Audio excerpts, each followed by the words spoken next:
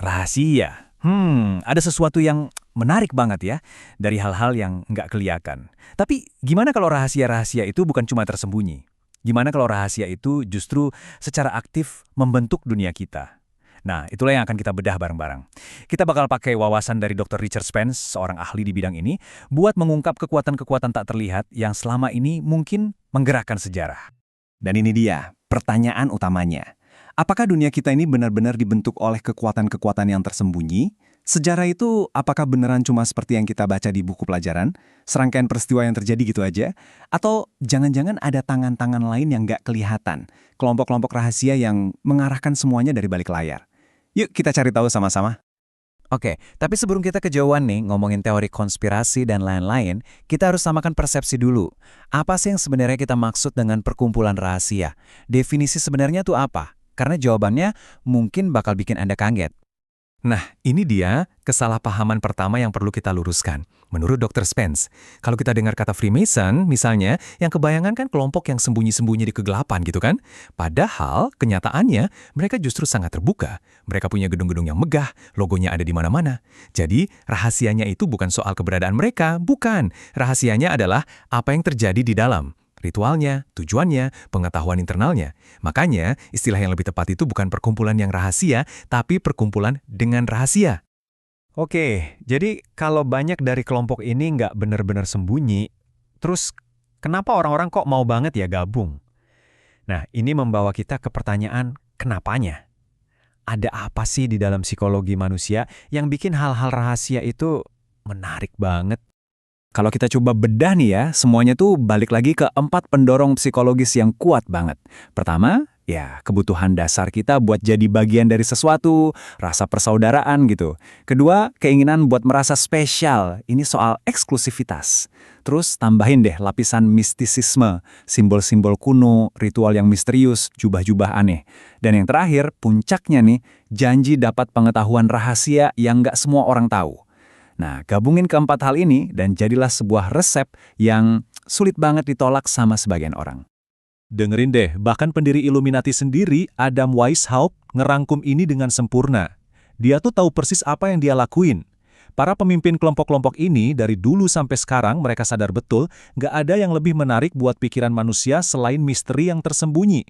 Misterinya itu sendiri, bahkan lebih dari janji-janji lainnya, udah jadi alat rekrutmen mereka yang paling jitu. Oke, teorinya udah dapet ya. Sekarang yuk kita lihat gimana ini berlaku di dunia nyata. Kita ambil kasus paling terkenal di Amerika, Freemason dan para bapak pendiri negara itu. Nah, disinilah biasanya garis antara mitos dan fakta jadi kabur banget. Ini mungkin mitos terbesarnya, katanya Amerika itu republik masonik yang didirikan sama Freemason. Well, menurut Dr. Spence, ini penyederhanaan yang kelewat batas. Emang sih, tokoh-tokoh penting kayak Washington dan Franklin itu anggota. Tapi banyak juga loh yang bukan, contohnya Jefferson. Sejarah aslinya itu jauh lebih rumit, nggak serapi dan sesimpel teori konspirasi. Dan angka ini benar-benar meruntuhkan mitos itu. Coba lihat, 0,17%. Biar kebayang ya, artinya gini, di tahun 1776, dari 3 juta penduduk koloni Amerika, yang jadi anggota Mason tuh cuma sekitar 5.000 orang. Dikit banget kan?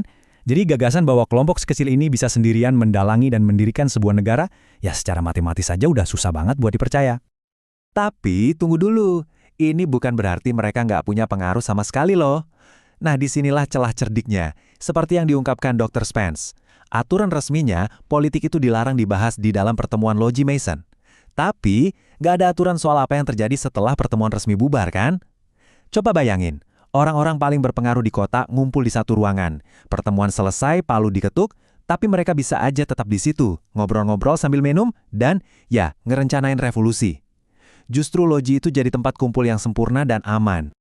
Nah, tapi perkumpulan rahasia itu nggak selamanya soal cita-cita pencerahan atau persaudaraan.